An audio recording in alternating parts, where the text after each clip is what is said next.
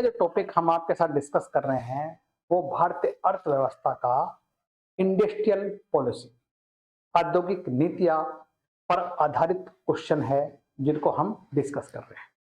देखिए, जो पहला प्रश्न है, वर्ष 1991 की औद्योगिक नीति के अनुसार कितने उद्योगों को लाइसेंस के अंतर्गत रखा गया था? ए 6, बी 10, सी 14, डी 18। तो आंसर बन जाता है हमारा डी। अब देखिए, उस समय जो है प्रधानमंत्री हमारे जो है पीवी नरसिंह राव थे, जो है जिन्होंने 24 जुलाई 1991 को एक नई औद्योगिक नीति की घोषणा की, जिसमें बहुत से उदारवादी कदम उठाए गए। इस नीति के तहत ही लाइसेंसिंग व्यवस्था को लगभग समाप्त कर दिया गया तथा बहुत से आरक्षित क्षेत्रों के द्वार निजी क्षेत्र के लिए खोल दिए गए थे। इसी औद्योगिक नीति के अंतर्गत मात्र 18 उद्योगों के लिए लाइसेंस की व्यवस्था बनाई गई है। देखिए, यहां पर देखिए बात देखनी पड़ेगी आपको कि उस समय जो तत्कालीन वित्त मंत्री मनमोहन सिंह जी थे। वर्तमान में केवल 5 उद्योग ऐसे हैं जिनके लिए लाइसेंस की जरूरत है। जो 5 कौन कौन से हैं देखिए, वायु आकाश रक्षा से संबंधित इलेक्ट्रॉनिक्स, बारूद औद्योगिक विस्फोट तथा प्रोस्फुट फ्यूज, खतरनाक रसायन, तंबाकू, सिगरेट और अन्य संबंधित उत्पाद। 5वां है मादक पेय का आश्वासन और शराब बनाना। ये देखिए, मतलब जो है एक तरह समझिए जो है जिनके लिए लाइसेंस की जरूरत है। तो आंसर बना हमारा डी।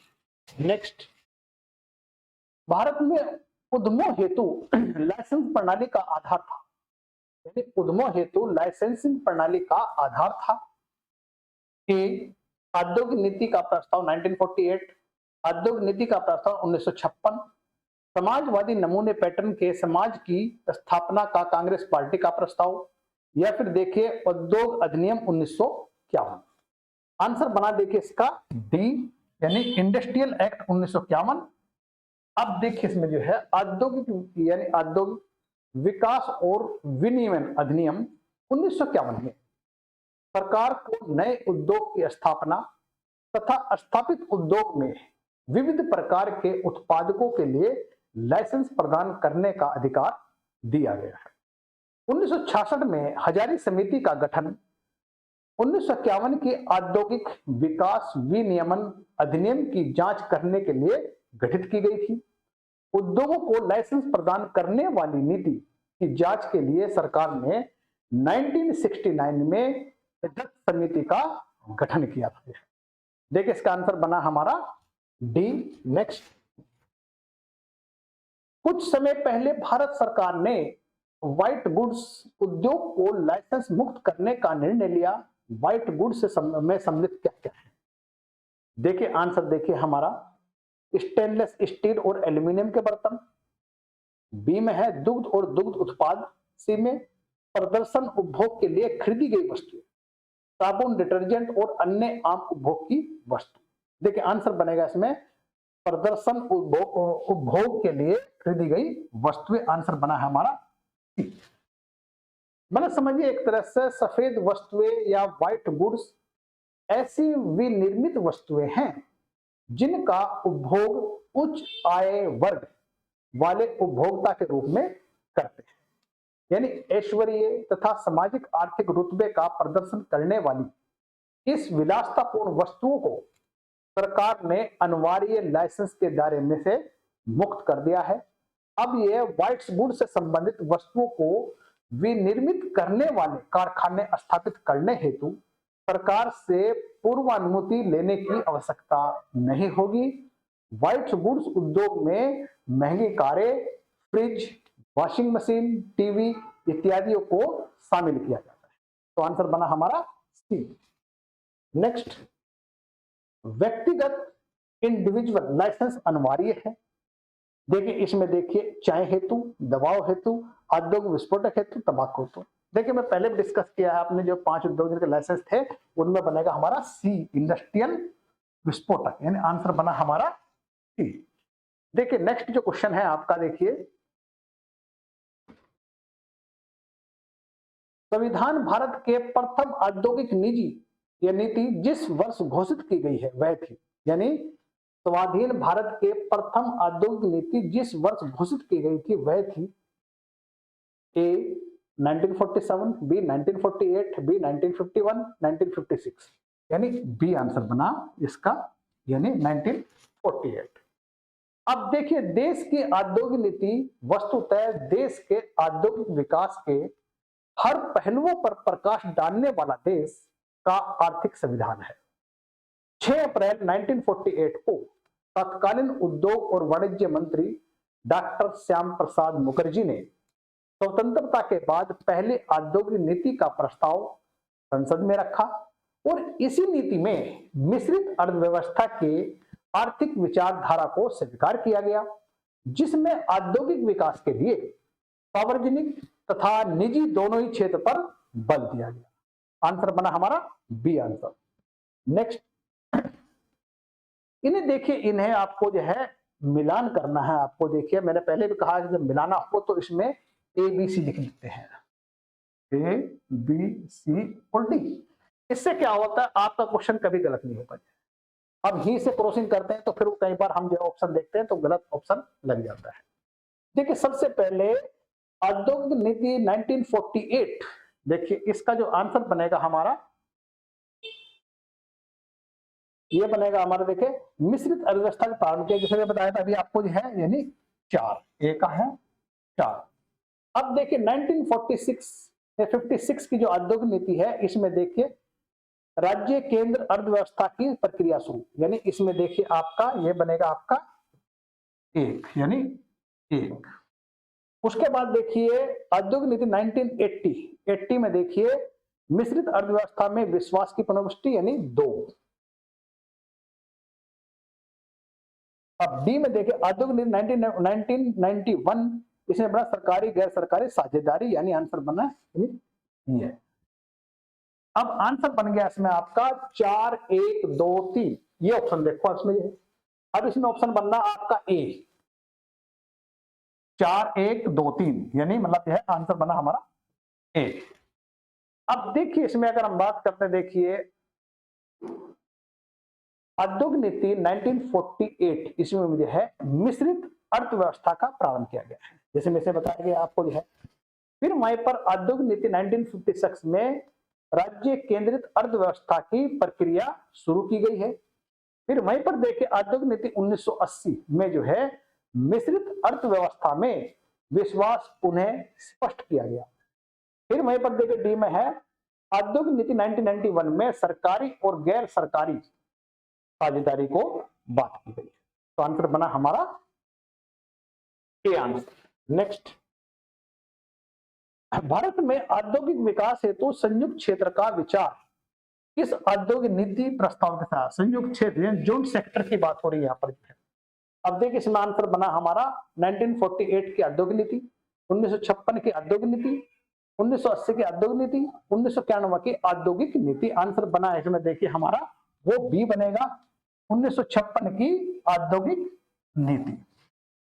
अब देखिए भारत की दूसरी औद्योगिक नीति 1956 में संयुक्त क्षेत्र या जॉइंट सेक्टर की संकल्पना या कंसेप्ट को रखा गया, जिसके अनुसार है औद्योगिक में या औद्योगिकरण में तीव्रता लाने हेतु सार्वजनिक और सरकारी क्षेत्र के साथ साथ विकास पर जोर दिया गया। देखिए इसका आंसर बना, देखिए हमारा जो है वो बना हमारा बी आंसर बन गया। नेक्स्ट, उद्योगों के विकास तथा औद्योगिकरण की रणनीति किस योजना का अंग थी? उद्योगों का विकास और औद्योगिकरण की रणनीति जो है इस योजना के अंग थी। देखिए आंसर में देखिए आपका जो है वो थी, देखिए आपका जो है इसमें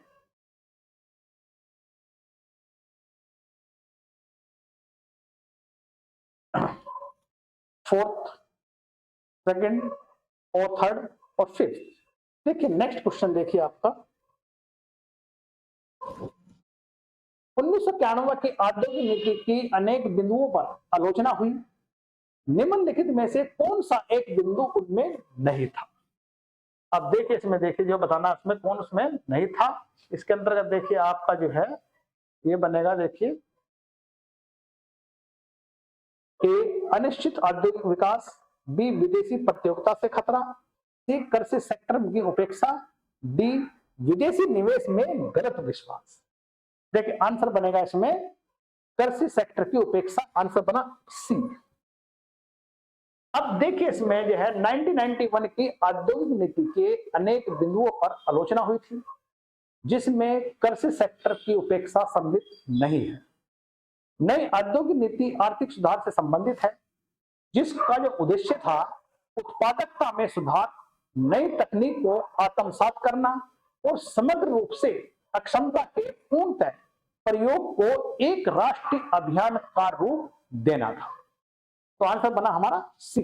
नेक्स्ट, भारत की वर्तमान औद्योगिक नीति अधिक उन्मुख है, ये अर्थव्यवस्था के अधिक नियमन के ओर और वैश्वीकरण की ओर और लोक क्षेत्र को बढ़ाने की ओर, उपरोक्त में सभी।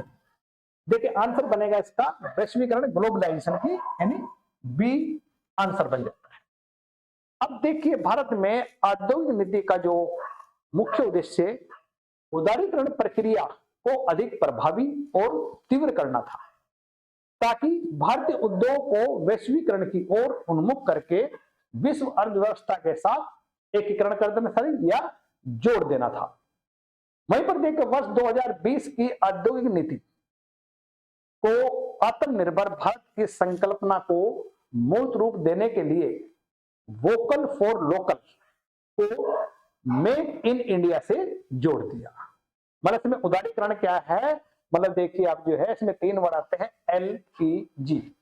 एल का मतलब लिबरलाइजेशन, उदारीकरण, पी का मतलब प्राइवेटाइजेशन, निजीकरण, मतलब जो है जी का मतलब ग्लोबलाइजेशन। अब ग्लोबलाइजेशन क्या है, अपनी अर्थव्यवस्था को विश्व की अर्थव्यवस्था के साथ मिला देना ही ग्लोबलाइजेशन या विश्वीकरण है। देखिए आंसर बना इसका बी। नेक्स्ट, भारत सरकार द्वारा आरंभ की गई थी, देखिए राष्ट्रीय विनिर्माण की जो नीति है भारत सरकार द्वारा आरंभ की गई थी, इसमें आंसर बनेगा देखिए आपका 2010, 2011, 2012, 2013। आंसर बनेगा 2011, आंसर बना हमारा बी।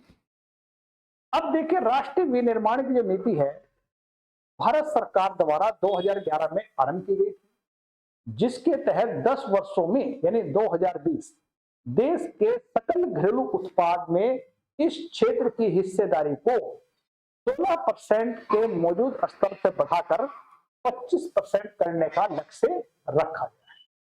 वर्ष 2020 तक इन क्षेत्रों में रोजगार के 10 करोड़ नए अवसर का सृजन करने का लक्ष्य नई विनिर्माण नीति में तय किया गया। देखिए आंसर बना बी। नेक्स्ट, निम्नलिखित में से विचार पर कीजिए, भारत में सार्वजनिक क्षेत्र के विकासोत्तर उद्यम सर्वाधिक हैं। एक आपराधिक संरचना के उद्योग में, बी उपभोक्ता वस्तुओं के उद्योग में, सी बुनियादी उद्योग में। देखिए इसमें आंसर बनेगा आपका यानी कि मतलब जो है मतलब जो है आधारिक संरचना 1 और बुनियादी उद्योग 3, 1 और 3। आंसर बना इसका बी। तो इसका आंसर बन गया हमारा बी। देखिए आप जो है अगर हम बात करते हैं इसकी जो है भारत में सार्वजनिक क्षेत्र के विकासोत्तर विधम सर्वाधिक आधारिक संरचना के उद्योग में तथा बुनियादी उद्योग में है, क्योंकि अन्य उद्योग के विकास के लिए इन उद्योगों का पहले विकास होना आवश्यक है। तो आंसर बना हमारा बी। नेक्स्ट, इसमें देखिए फिर वही मिलान करना है आपको। मैंने पहले भी कहा आपको ए बी सी कर दिए, ए बी सी और डी। अब देखिए इसमें देखिए आपका पहला चरण जो है, पहला चरण में देखिए आपका इसमें सूती मिल का उदय हुआ, यानी 2, ए का है 2। उसके बाद तीसरा चरण में देखिए आपका जो है वो देखिए आपका इस्पात रसायन विद्युत उद्योग हुआ, यानी कि मतलब तीसरे चरण में जो है 1। उसके बाद दूसरा चरण में देखिए आपका जो है ये वाष्प इंजन यानी 3। उसके बाद देखिए चौथा चरण देखिए पेट्रोल रसायन जेट वायुयान कंप्यूटर उद्योग यानी 4। अब इसका आंसर देखिए 2 1 3 4, 2 1 3 4 देखिए अब जो है ये बन जाता है हमारा डी आंसर। तो आंसर बन गया हमारा डी। अब देखिए अगर हम बात करते हैं औद्योगिक क्रांति के जो चरणों की बात करते हैं, इसमें देखिए पहले चरण में क्या हुआ, सूती मील का उदय हुए, एक बात हो रही। वहीं पर देखिए तीसरा चरण जो था वो इस्पात, रसायन, विद्युत उद्योग के उदय से संबंधित है। दूसरा चरण जो था वाष्प इंजन का उदय हुआ था जो, और चौथा चरण में पेट्रो रसायन, जेट, वायुयान, कंप्यूटर का उदय हुआ था। तो आंसर बना इसमें ये देखिए आप जो है। नेक्स्ट,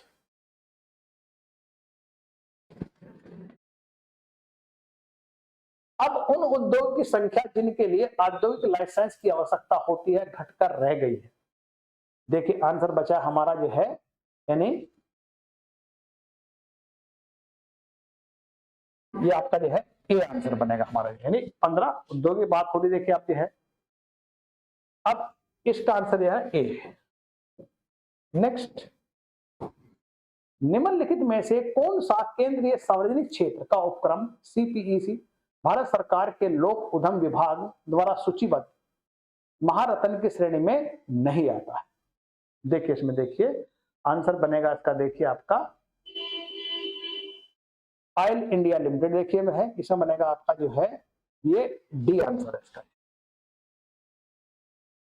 देखिए इसमें इतना ही कुछ था।